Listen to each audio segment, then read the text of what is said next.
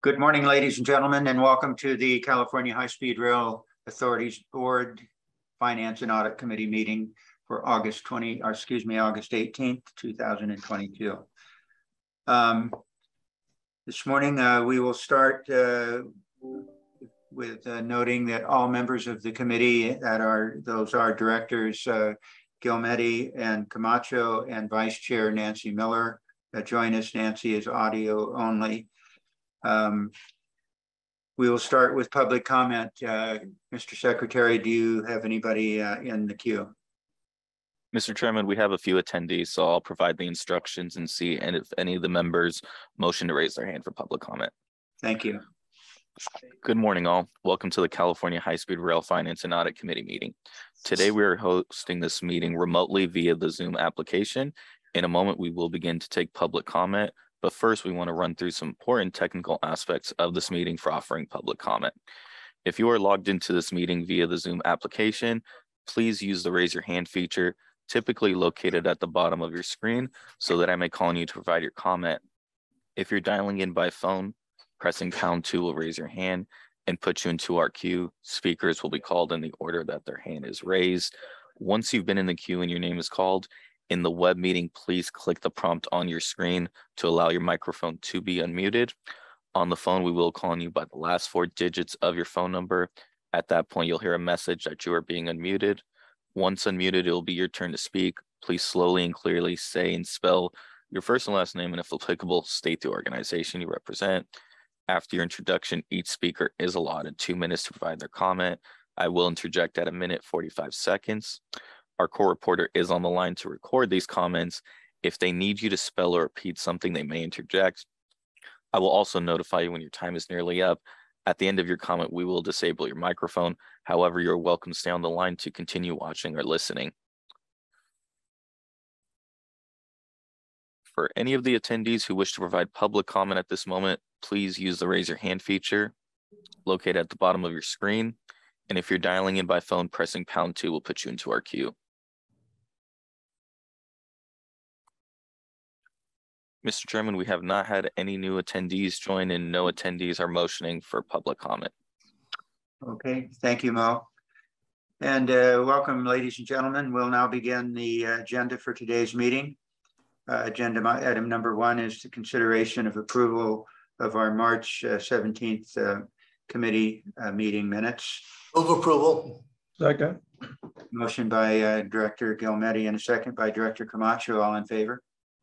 Aye. Aye. Nancy, you might be on mute.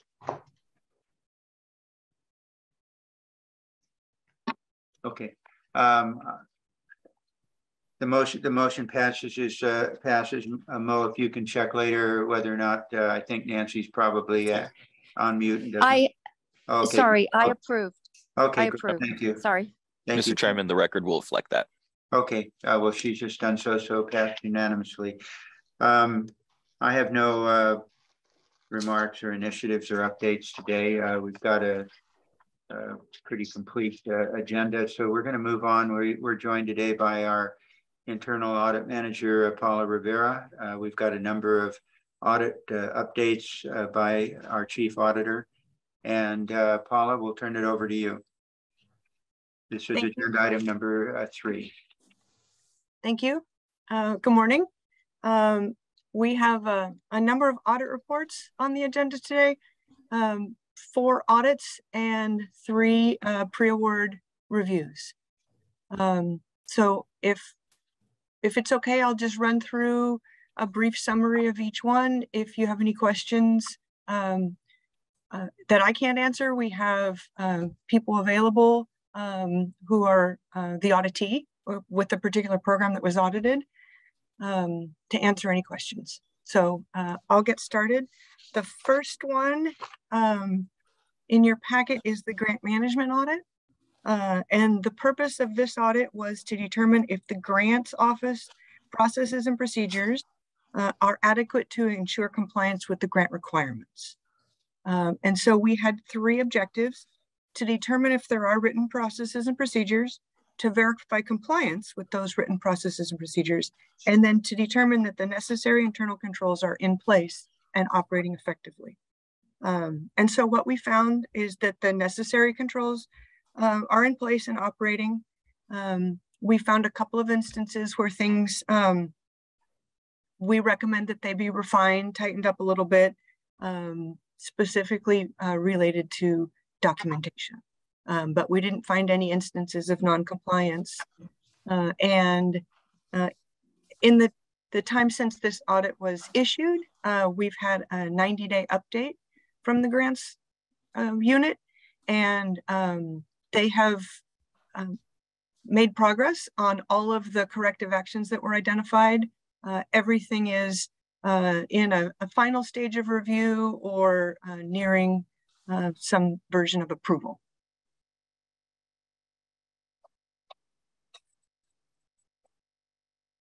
Any questions for Paula on this audit?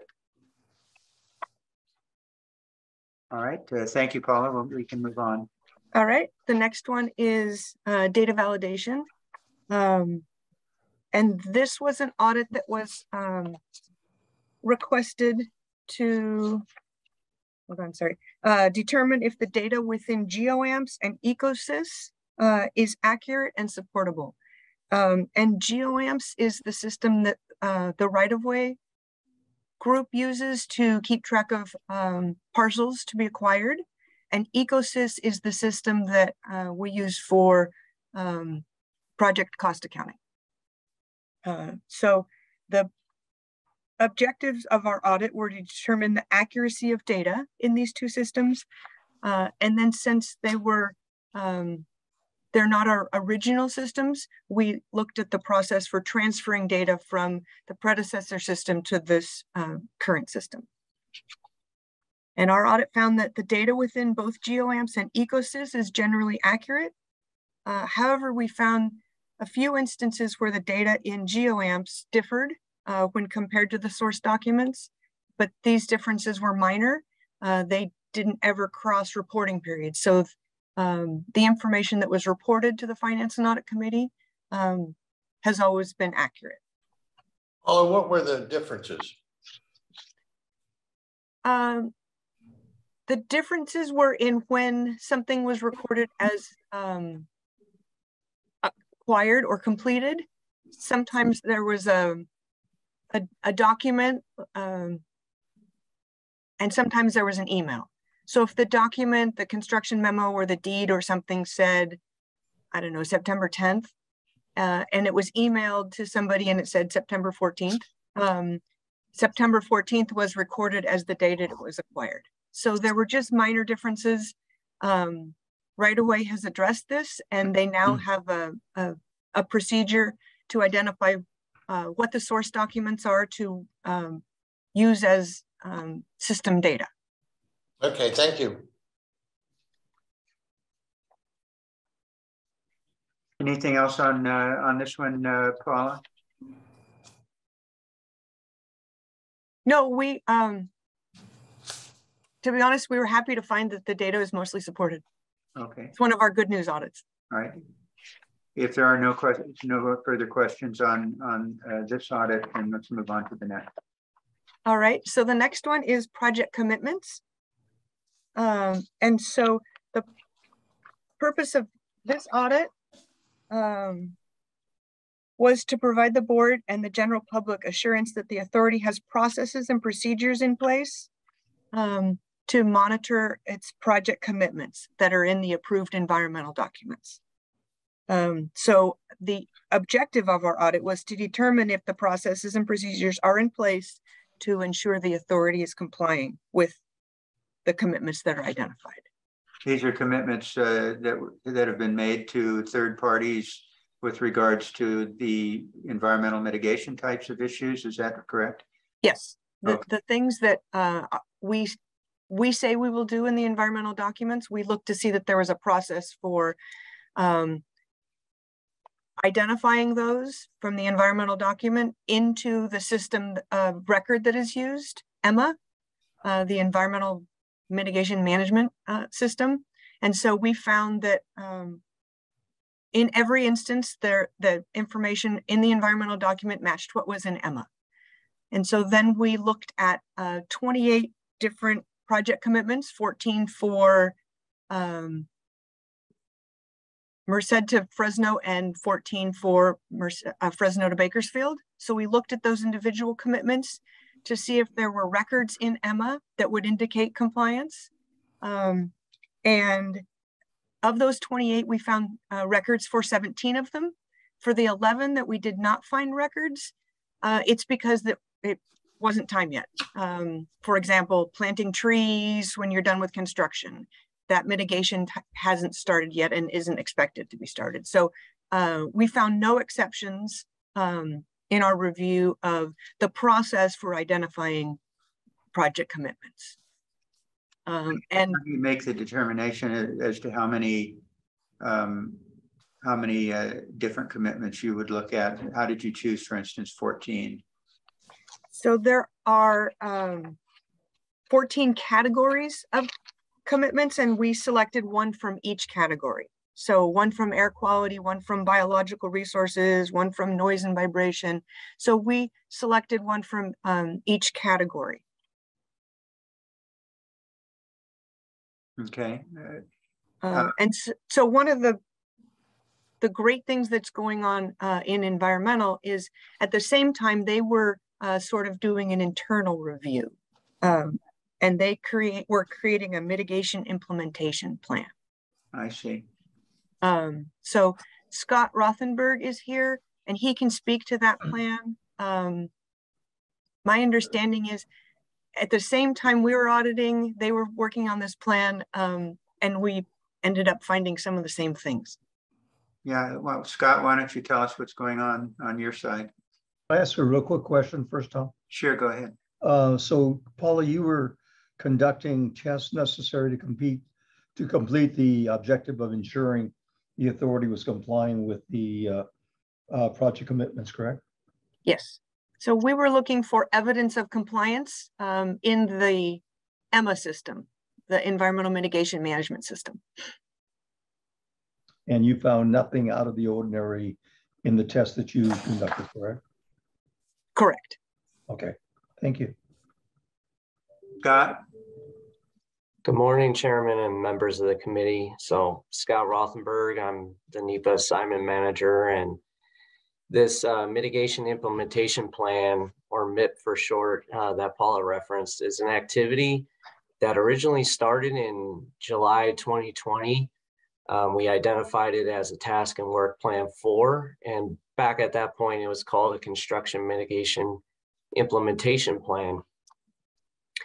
And we realized as the years have gone on that with our experience with CP1, 2, 3, and 4, that there needed to be changes to what the plan, the construction mitigation implementation plan scope was, as far as related to the way EMA's currently structured to include data doesn't really identify in it which functional group owns which commitment, nor the progress or a completion of the commitment of when we have actually finished and have all the documentation for complying with that measure. So sorry, question? Okay, as a result, at the start of this year, Environmental Services, we undertook a review of the functionality of this project commitment process in EMA with a specific focus on the implementation of the NEPA CEQA mitigation monitoring reporting plan measures for all project sections post-ROD. And as part of that effort, we had a draft mitigation implementation plan was developed, and that's to serve as a framework to guide the authority on decisions that will be made on several aspects of future mitigation, monitoring, and enforcement plan measures. Aspects of this MIP include is the current database structure of EMA optimized to accommodate hundreds of additional measures that the authority will be required to track in the future? What changes can be made to EMA to make it more functional? Recommendations are made for changes to assigning authority and contractor responsibility for MMEP compliance. And recommendations to further consider were made, such as how to measure compliance progress and status, how to measure compliance closeout verification, and how to measure compliance auditing. The current status for the MIP and implementing it is that the MIP in Appendix A of that document identifies a series of coding changes to the EMA database user features. These changes are currently scheduled to be live by the end of August and will enable users to more readily determine the progress and status of project commitments. Other aspects of the MIP will be further developed in consultation with the Director of Environmental Services, Infrastructure Delivery, and other stakeholders within the authority. So this is just the start of the MIP outlines how we are to go about improving EMA and the authority's mitigation tracking and compliance. And so we will be anticipating on working further implementing this plan here as the rest of the year goes on and into their future. Thank you, Scott. Thank you. Anything else on this, Paula? Nope. I would like to ask one more, but I'm not sure I can handle that answer. The answer, that was a real lengthy answer. But for those commitments that you have no proof of compliance because they were not scheduled or initiated, how do you go back and re-examine that? Or do you? Or are you satisfied with the process that they have? So we're satisfied with the process in place, that the commitments have identified, and the authority has the ability to track them. They're in the EMA system. Reports can be run out of EMA, which things have no records. So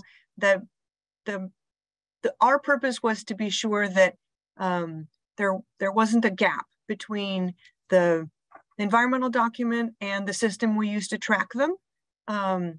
So the information is available, there's a process in place, and those commitments are being managed. So basically you're satisfied with that? Yes, we're satisfied that the process is in place. That's the only answer I wanted. Thank you. Okay, so yes. Yes, okay.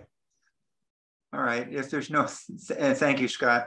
Paula, I don't think there's any other questions on this, so we can continue moving forward. Okay, the next one is contract management. And we've done a number of contract management audits over the years. And this one was a little bit different. In the past, we've looked for compliance with existing policies and procedures. And this one, the objective was to determine if the contract managers are managing to the specific agreement. And we picked two areas, right-of-way and the project construction management contract managers. And so we went through each provision of the agreement. You're required to do this. How is it you're doing it? And so we looked for knowledge of the process to comply with the provision and also evidence of compliance. And so we found that the contracts are generally being managed in compliance with the agreement. However, we found a couple of instances where a contract provision isn't being followed. Although none of them were contract provisions that we thought were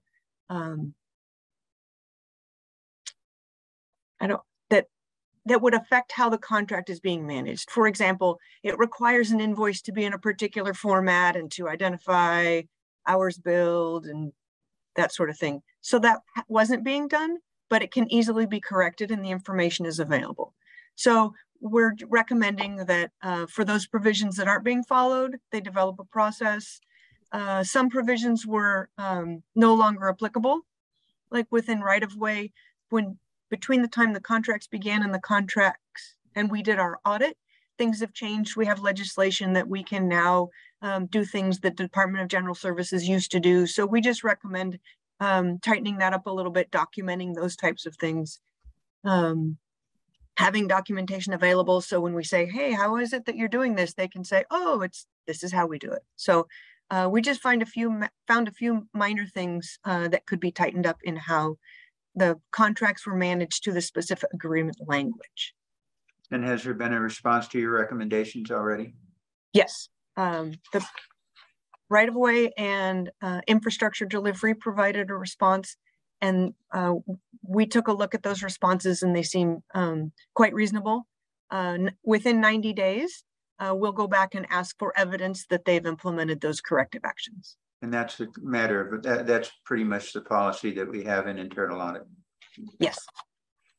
Are you satisfied in it? I assume it's compliant with, generally accepted auditing standards with regards to the population of the data that you're looking at, in order to make a judgment as to whether or not there's compliance or any issues. Yes, we didn't select based on a random sample, but we picked the 2 types of contracts that can affect project delivery. Okay. All right. Any questions from? Just one question. Yes. Under your issues and recommendations, under direct labor, issue 1, you talk about FLUR, proposed escalated labor rates, March 1 of 23 through August 1 of 31 of 23. You list AECOM and the subconsultants. Is this part of the PDS contract that we're contemplating? Yes. So that's the next one that I'll talk about. So were there any other questions? And then I'll move on to the pre-awards.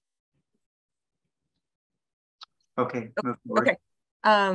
So when a consultant is chosen based on qualifications and price is not the only factor in aiding the authority in complying with the Brooks Act to determine a fair and reasonable price for the contract, we do a pre-award where we look at the costs that were proposed and compare them to the agreement to be sure they comply with the agreement. And then we also look to see at a very high level if they comply with the federal cost principles.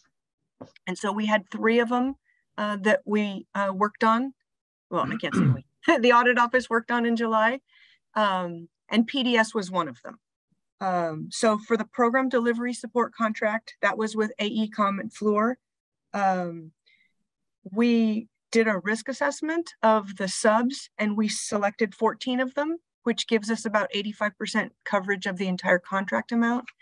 And we did find a number of issues. Almost all of them can be resolved prior to execution of the agreement. The only issues that are sort of going to be resolved outside of that is when current indirect rates for fiscal year 21 were not available. We've allowed the subconsultants the same 9 months that the federal government allows state agencies to complete their indirect rate. So by October, we've asked that they provide their indirect rate information to us. And if what they provide is different, then we'll have a true up and revise the invoices for those first 3 months of the contract. But Ernie, to answer your question, the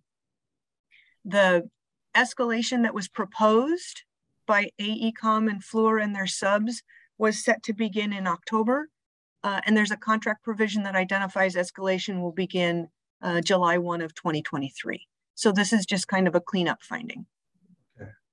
Well, this is perhaps a question for Alicia, not for Alicia, yeah, Alicia on the legal side, is whether or not we want to move forward with that particular contract or approving this pending a decision on the other issues that we have pending. Well, these are informational for you, Ernie, Okay. and so I think actually this might be helpful That's, for then that's fine. Thank you. Okay. Any questions for Paula on this audit, or excuse me, on this this pre-award. Yeah, thank you. Thank you. Okay. All right, the next one we have is the locally generated alternative, the LGA. It's a very similar process. In this case, we included 7 subs in the pre-award, which also gets us to about 85% of the estimated contract value. We found very similar things, primarily clean up to the cost proposal. The purpose of these pre-awards is to provide information to the contract manager to aid them in their negotiations.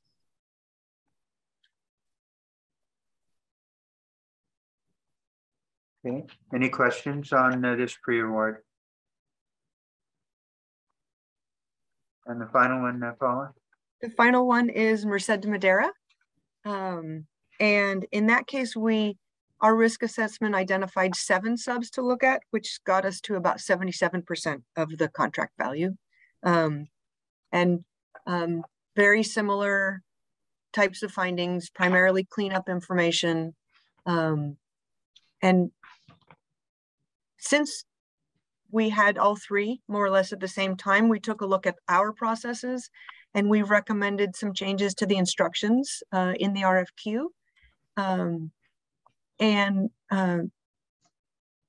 addition, reminding the prime and the sub of the instructions, since it's often a couple of months between when they've submitted, well, maybe not a couple, definitely a few weeks between when they submit the SOQ and when they are asked to submit a cost proposal. So we're going to remind them of the instructions, and we've tried to clear it up to make it more specific, especially for firms that aren't accustomed to working on contracts with the state of California. Paula, how long in advance did the contract managers have your recommendations?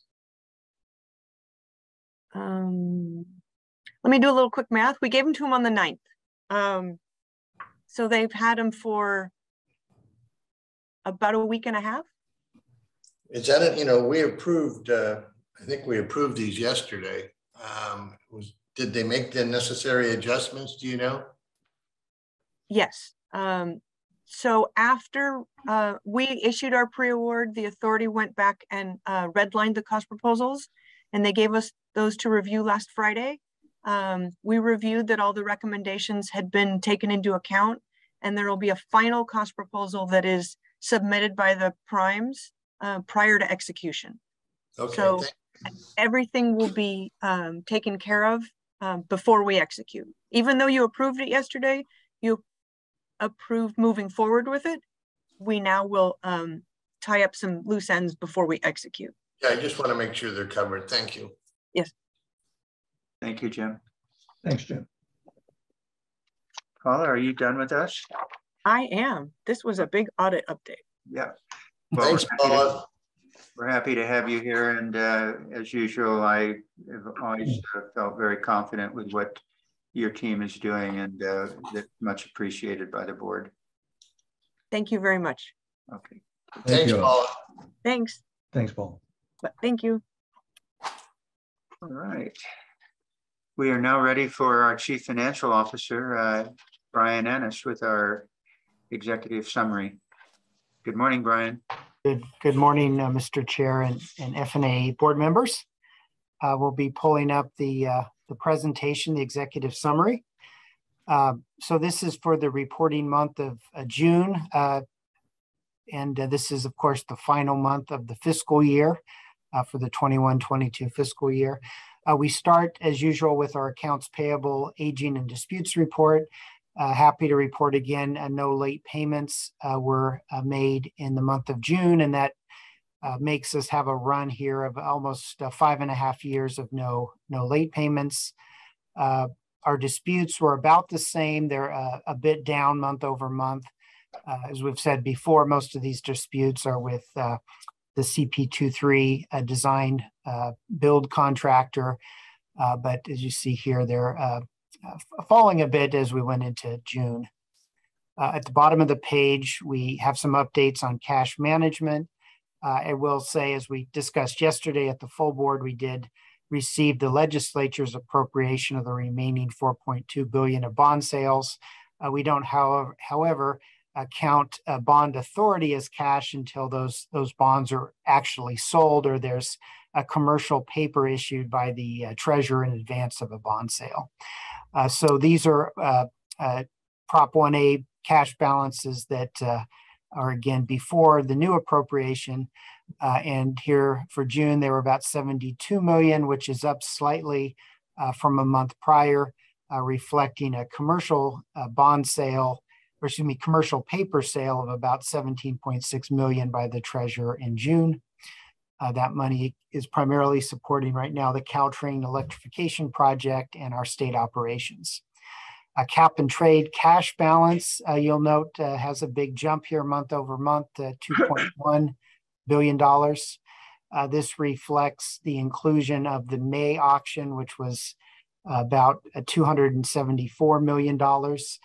We'll say usually it takes 3 or more months for these auctions to credit as cash, and this time this was done within about 5 weeks by the Department of Finance and the controller. So we're fully showing all past auctions with this number, and that results here in a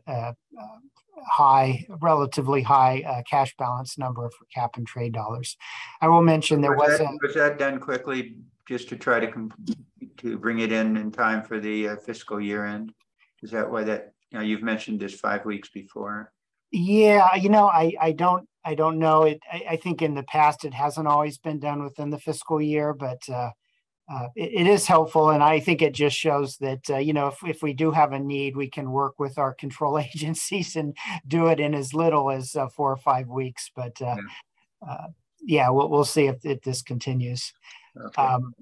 As I was mentioning, there was a cap and trade auction just yesterday, the August quarterly auction. We expect to get the results next Wednesday. I'll email the board members on what the results are. I will remind the board that August tends to be a lower proceed month for us because there's certain transfers that are taken off the top before our 25% share is applied. Those go back to 2017 and the budget deal that extended cap and trade through 2030. There's a fire fee offset and a manufacturer tax credit that come off the revenues before the allocations are made. And so this one will probably be a little less than we've seen in the last few auctions, but we still think we'll see a robust revenue number. Next slide, please. So as I mentioned, this is the end of the fiscal year. Here's our administrative budget, ending the year at about 67.5 million. The month, 14 million. I do want to flag here that the monthly total is quite a bit above what we saw in the month of May or even the prior June of 21. That's because we credited a $3.9 million reimbursement we're going to be receiving from Caltrans for some of our joint rail modeling. They're going to use our new rail model for their state rail plan and related work. And we're, of course, using it for our modeling for the project update report and business plan. So we will have a consolidated state rail model, and they contributed again $3.9 million. And so we had a big jump to reflect that. And also we have some accruals for purchases that would be making in the future with our property fund. So again, the baseline expenditures are probably around that May amount of about 5.4 million, but we had about 9 million on top of that for some of these accrued items or special items. I wanted to flag as well, we had good progress in June on vacancies, filling 9 net vacancies, going to 300 state staff. And when I get to the early report from July, there's another net increase of 9 state positions filled. So we've had a bit of a few months with separations and internal promotions offsetting our new hires, but now we've seen this gain over 2 months of 18 new state positions. which does reflect a falling vacancy rate. Brian, are we required to track these positions and positions filled and vacant positions? Are we required? Well, we're not required to report them to the board. We do so though, just to maybe highlight where we're resourced appropriately and where we might have resource challenges in delivering our task. I think that's the reason to report this to the board. It goes back to, Jim, for years in the past where we were really struggling because of the small size of the staff and a real emphasis on trying to build the staff at a time when we were really struggling to get the funding for staff, and did not reflect well on our operations because we didn't have the personnel to do the work that was required. Yeah, we hire people as we need it, and we have to lay off people if we're slow. So yeah. I'm just, we have these. It just, some of this stuff just doesn't make a lot of valid sense to me. And maybe I'm stupid, but I just, tracking all this stuff takes a lot of staff time, et cetera. And I'm not sure it's all necessary, but you heard, that's the way I feel. Yeah, well, this is something I will say I certainly value in tracking. Our human resource department works with the individual offices and put out the position announcements and works through applicants and all that. So, there's certainly merit in tracking it as an HR matter and making sure we can, timely get the job announcements out and so forth. Maybe if there was just an anomaly, a jump in something one way or the other, but I kind of agree with Jim. I think that we're putting a lot of staff time into putting a lot of this information together that has not as much to do with finance and audit that I would expect. Sure. Well, I'm happy to sort of skip over it in my verbal presentation if it's not of value to you going forward. Always anything you say is of value. It's not that at all. It's whether or not we understand it all. Thank you. Sure. Next slide. We might just skip over this given the past conversation, but again, this is just long-term tracking of not only our state staff, but our consultant staff. And we'll note the consultant staff is falling a bit here as we enter this transition phase with our rail delivery partner going to the project delivery support. Next slide, please. So our capital outlay data for June in terms of fiscal data, our expenditures were almost 168 million in the month of June. Again, this is the last month of the fiscal year. So this is where we do reflect accruals of work that has been performed, but not necessarily invoiced yet. You might see this prominently in things like the bookend projects. Monthly expenditures for bookend projects are near the bottom of the page here at about 49 million. So projects like Caltrain, they give us a heads up on future invoices they'll be submitting for reimbursement. But again, we tend to have a larger than usual expenditures in the month of June every year because of these accruals.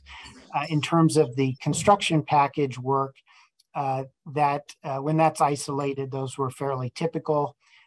Construction package expenditures were 53.4 million in the month of June, and we break it down by CP as well on the middle of the page there.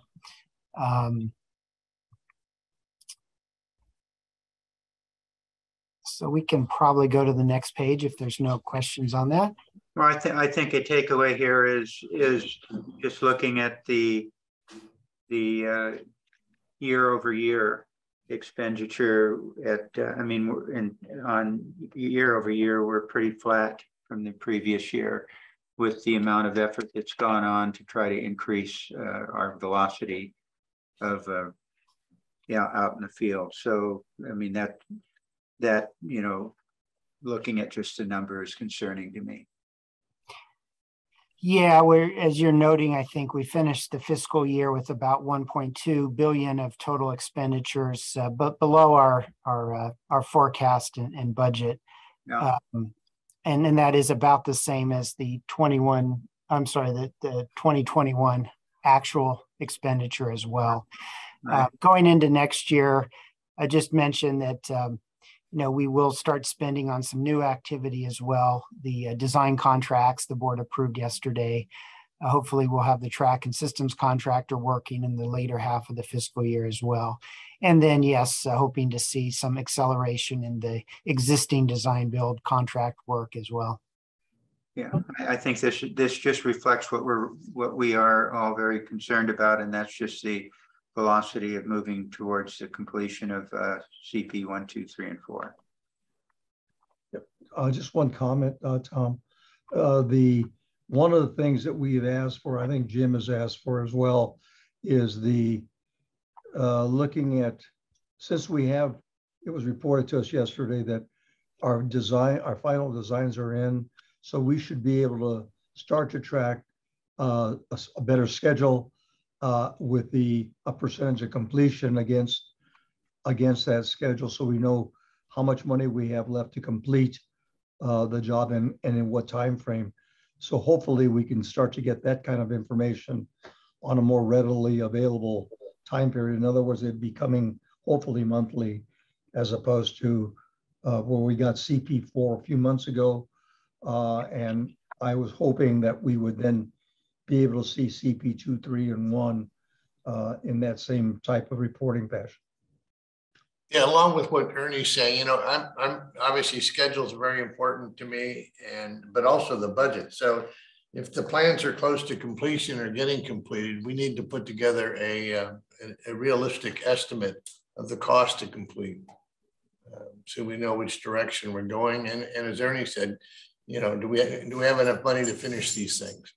I've been asked that by a number of legislators. This money we're giving you, is that going to complete the project? And I can't answer them right now until we have those numbers. Yeah, and I know some of that reporting being referenced with CP4. That's in our Central Valley construction status report coming up, but.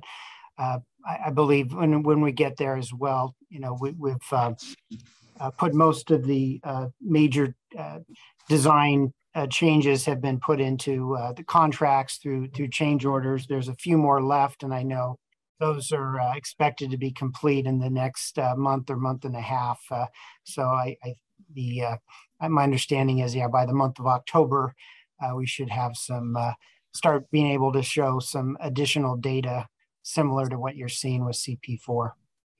Yeah, and then we need to include in it, make sure that we have estimates for right-of-way acquisitions that hasn't been acquired yet. We need utility relocation estimates for work that hasn't been done yet. That has to all be included in what we're looking at.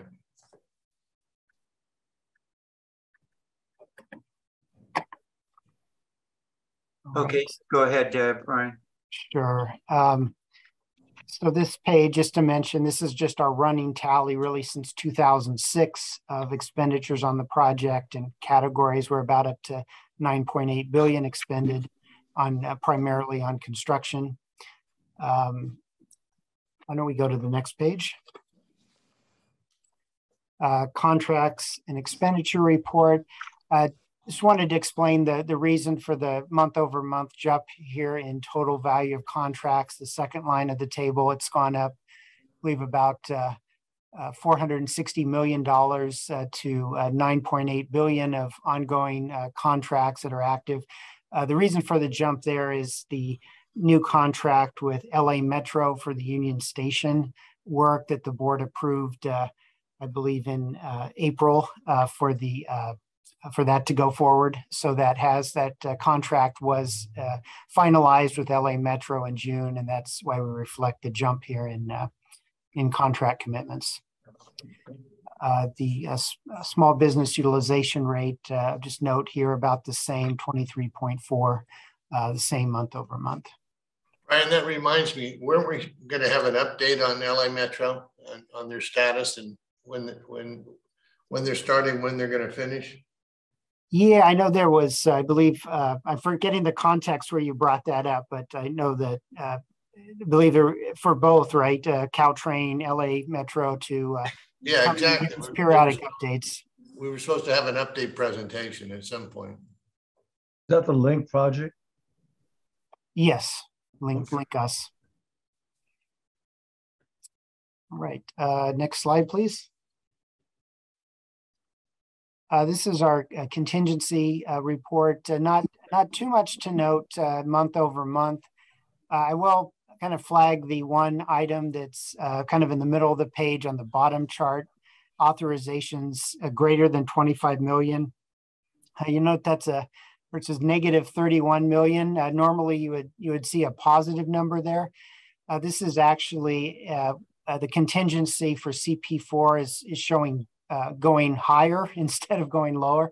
The reason for this is some of the money set aside for utility provisional sums has been deemed not to be needed for utility work. So that money is being transferred to the general contingency now for CP4. So that's a kind of a savings, if you will. That's a net increase in the contingency at this time. And then the other change orders sum to 10 million across various small executed change orders, and those are listed in the CVSR. Next slide. Lastly, our flash report data for the month of July. Preliminary information, this may change when we get to next month's full report, but here we do show expenditures in July on capital of about $67 million, about 48 million of that being the DB contracts.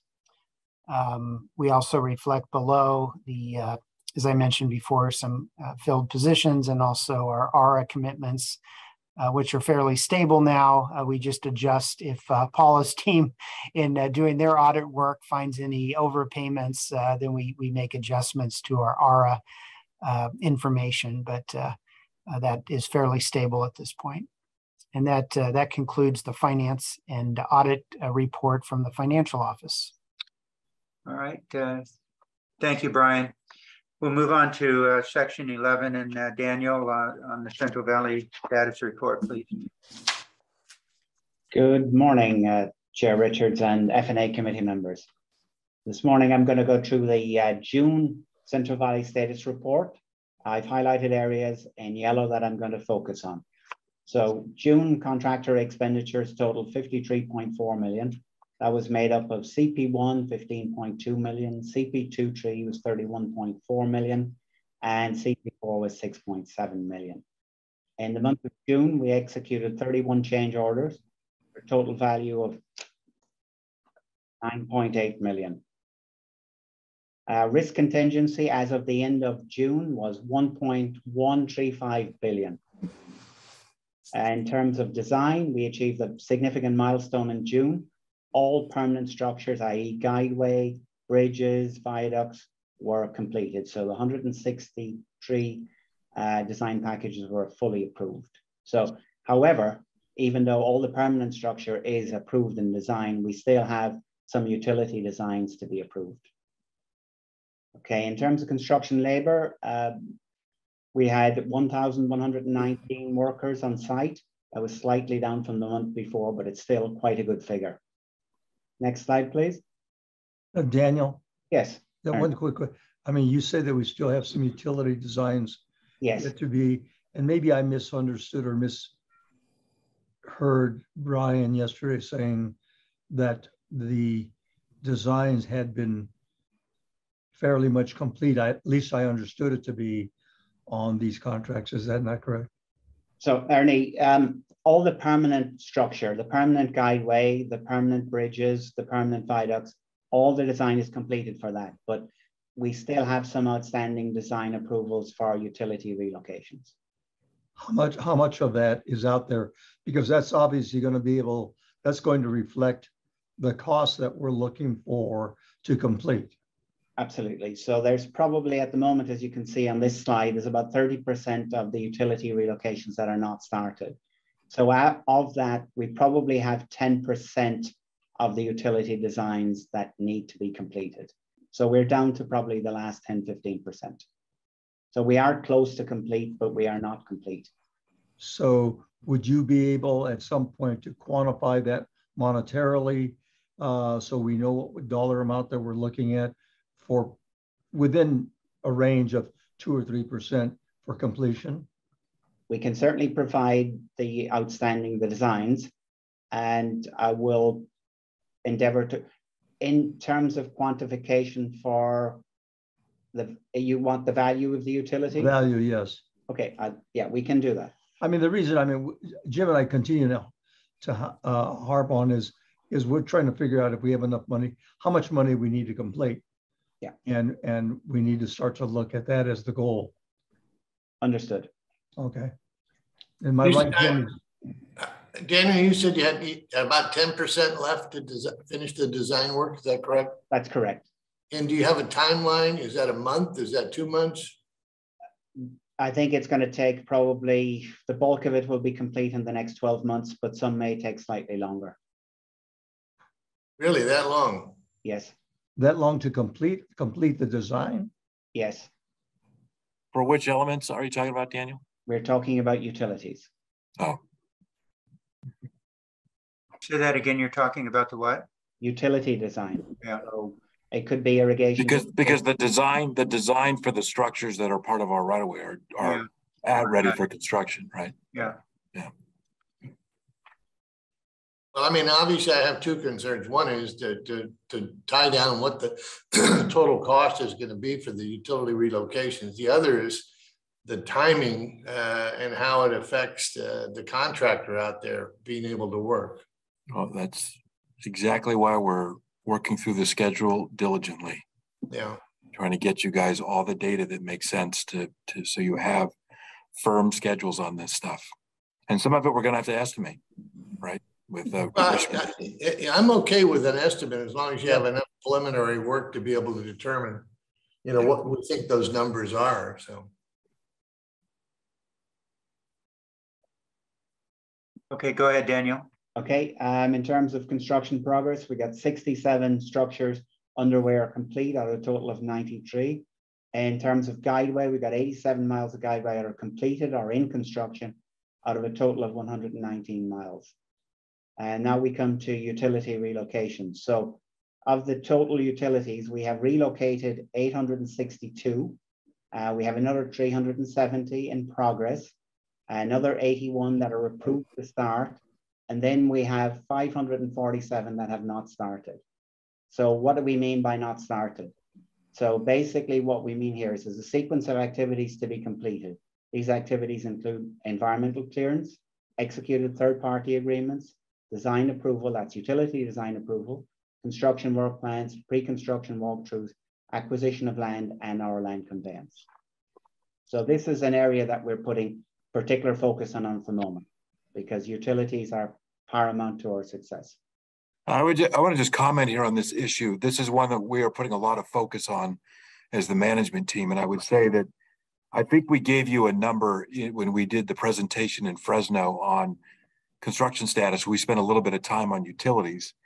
And I think we gave you a number that said something like in the last, I don't know, 2 years or 3 years prior, we had completed a full utility relocation on the order of 320 or something. Our goal for this calendar year alone, just on CP1, I'm just talking about CP1, just on CP1, in calendar year this year, where our goal is 230 to do in 1 year, where we had done something like, you know, not much more than that over the prior 3 years. And then next year, our goal is about 100 more. So we are, you know, we've got a very aggressive goal now. We've got a very keen focus on the third-party work that we're doing. We've just are settling agreements with the Fresno Irrigation District and PG&E on some important precursor activities, so we can get that work finished and move forward on how we're settling some of the issues where they intersect with like railroads or other things. So this has a very keen focus on it. We just did a new delegation of authority for a lead director on the third-party agreement issues. That's Dennis Kim, who runs our right-of-way group. And so this is an area that, yeah, This is the key to getting CP1 going. This is where the utility relocations are the most tricky, and we're putting a lot of time and attention at it. And I think we're having some success, and we really are trying to schedule out exactly what this is going to look like to get this all done. Thank you, Brian. Go ahead, Daniel. Okay, in terms of real property, we've delivered a total of 2,112 parcels of land out of a total of 2,309. In the month of June, we delivered 8 parcels, which is on target. In terms of railroad parcels, we have delivered 123 out of a total of 168 railroad parcels. It seems like our right-of-way slowed down. We were going like gangbusters for a while, and that's, you know, 8 parcels in the month of June. Sorry, Brian, go ahead.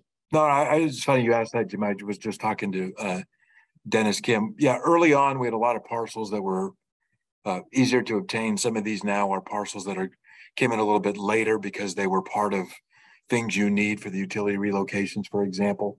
And so some of those came in a little bit later. So we're working through that process. We gave you guys, and I think you'll see in the CVSR report, we've estimated now for months that we would hit 90% of the right-of-way done by July 1st, and we'd hit 95% done by the end of the year. We are ahead of schedule on the July date. We're at about 91.5% right now versus the July 90% goal. And for December, we have to hit about 11 a month to hit the 95%. And we do expect August will pick up more than July. And we think we'll have a more stable path. So our goal is still 95% completion by the end of the year. We're going to have to come in about 11 or 12 a month to do that. And that's where we are. Okay, next slide, please. Can I make one more comment? Can you go back to that slide, Daniel? I'm sorry, I don't mean to jump all over this, but I just got on. You guys are talking about stuff I just got done talking to Dennis about. Just on the other parcels that are important to us are the railroad parcels that are on here. We need a total of 168. We've been stagnant at 123 for a while, but this is really, our relationship with the railroads on this has been good. And usually when we need them, we get them. And Dennis just informed me that I think for July, this number will bump up by 13. So we'll be up to 136 by next month. And so again, as we need these, we've been pretty good on getting them. Next slide, please. Okay. In terms of environmental clearance, obviously the big news, which was at the board yesterday, was the San Francisco to San Jose, and it's going to come up later today in today's board meeting for approval. So next slide, please. Okay, this shows the contractor's expenditure. This is CP1 plus CP2, 3, and CP4. The trend since last October is positive. We expect this to continue throughout the year.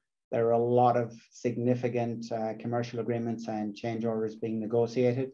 We expect, in particular, CP2-3 to pick up in the next 2 or 3 months. Next slide, please. Okay, this shows the contingency drawdown. As of June, we have 1.135 billion. We're projecting the contingency to be at 746 million by September. This is because several of the big commercial issues and scope changes, scope additions will be executed in the coming months. Next slide, please. This slide shows the construction labor. As you can see, we're up to a pretty good figure for the summer months. We anticipate this to continue. We anticipate to be above 1,100 for the coming months. Okay, this slide, the top bar shows the guideway. So we have 87 miles of guideway in construction or complete. We should be at 87. There are 2 miles which we're behind. One of those miles is the Jensen Trench on CP1. And in that particular area, we have significant utilities that we need to relocate, and that is delaying that. So we're working our way through those utilities. On CP Wharf 2-3, we have 1 mile that's delayed because of design. The design was approved in June. We anticipate that we will be able to move on the Dutchtown Cut area on CP2-3 in the next month. Daniel, can you go back to slide 7? Yes, of course. Now we're talking about the summer months. This is into June, so we have July and August, and the trend is going downward from May. So if we were to follow that chart, then is it going to continue to go down? Well, we've got preliminary figures for July, and they're practically the same as June. That would be helpful if we could. I thought we were going to be using some estimates for a more current month, and maybe that would be helpful, because if you follow this, it's a trend going downwards as opposed to going upward, and we're talking about the summer months. Yeah, so I will be able to report the July figures at the end of this, Ernie. And yes, but we anticipate this is going to continue to go slightly up in the coming months. But it does fluctuate on a weekly basis and monthly. Yeah, I realize that. Depending on how much dirt we're moving, that makes a huge difference to the labor count. Thank you. Okay, next slide, please. Okay, the orange line basically shows the structures. So we got 67 structures either complete or in construction. We're 4 behind. 2 of these are on CP1. One is Central Avenue and the other is Avenue 17. Both of these are delayed because of PG&E issues. This is an area of tremendous focus at the moment by Dennis Kim, and Brian Kelly has had several meetings with PG&E to expedite the resolution of these 2 issues. So we're optimistic they'll be resolved in the very near future. We also have 2 structures that are behind on CP23. One of them is what we call AAA. It's a small structure. We're just waiting for an incidental take permit for environmental work. That is anticipated. We will receive approval next week. So that should move quickly. The other one is Grangeville. We are delayed here with an SCE transmission line. And the reason we can't relocate that at the moment, there is one small parcel of land that's outstanding. Dennis Kim and his team are aggressively chasing down that parcel, but it's just delaying our work there. Next slide, please. Okay, this slide shows the utility relocations. In June, we had 19 utilities relocated, which is the same as May. For the year, at the moment, we're ahead of our target, but we do have some challenges ahead. We have to hit our target. We've got to increase from 19 to about 25, 30 per month. So we believe that we can do this in the coming months. Next slide, please. Okay, this shows, as Brian spoke to earlier, this is the right-of-way parcels. We're at 91.5% complete. We're on target to achieve 95% of all right-of-way parcels by the end of the year. Next slide, please. Okay, this slide shows the railroad parcels. We're slightly behind. We're 4 behind at this point. Those 4 are not impacting the critical path. And as Brian said earlier, we're anticipating another 13 railroad parcels in July, August. So that's good. Next slide, please. Okay, this is land conveyancing. We have to, for certain utilities such as PG&E, SCE, FID, and FCD, we need to complete land conveyance packages prior to doing the utility relocation. So in the month of June, we completed 1 more parcel. Of the 249 packages that are left, 170 of these are at 85% complete. We're just waiting for the acquisition of land to complete those parcels. So land conveyancing is definitely one area where we've been very successful. Next slide, please. Okay, this shows the earned value. So for CP4, good news here, as you can see, the solid blue line is well above the dotted yellow line, and it continues to stay above that yellow line, which means we're on target for completion in March. Our scheduled performance index here is 0.97, which is a good index by any standards. Okay, next slide, please. Okay, this shows the cost trend. The forecast cost trend as of the end of June was to be 605 million. We're slightly below that. We're at 570 million. The reason for this is we have resequenced one of the canal relocations. That's Canal 922, which is a canal relocation for semi-tropic. That has been rescheduled. That's the reason that we're slightly below on the cost. But with the resequencing, we're we're still on track for completion by March. Okay, next slide, please. Okay, this is the preliminary figures for the month of July. In terms of labor, it's practically the same. Ernie, as you can see, it's 1,113. In terms of parcels delivered for right-of-way, there were only 3 in July. But as Brian spoke to, this is consistent with the plan. In terms of change orders executed, there were 8 change orders executed for a value of 9.1 million. And in terms of utilities, it wasn't a particularly good month in terms of utilities. There were 8 utilities relocated in the month of July. Okay, that concludes the Central Valley status report. Any questions for Daniel from any of the committee members? Thank you, Daniel. You're very welcome. Thanks, Jim. Thanks, Daniel. Very, very good report. Appreciate it. Thanks. Thank you. Okay. Thanks, Ernie. All right. Then that concludes the agenda for today's Finance and Audit Committee meeting. We will adjourn this meeting and invite all of those listening to join us at 12 o'clock today for the continuation of the High-Speed Rail Authority's Board of Directors meeting that began yesterday. So that's 12 o'clock today. The links are available on the website. Thank you very much, everybody, and meeting is adjourned. Thank you, Tom. Thank you. Bye-bye, Tom. Thanks, everyone. Bye-bye. See you, Nancy.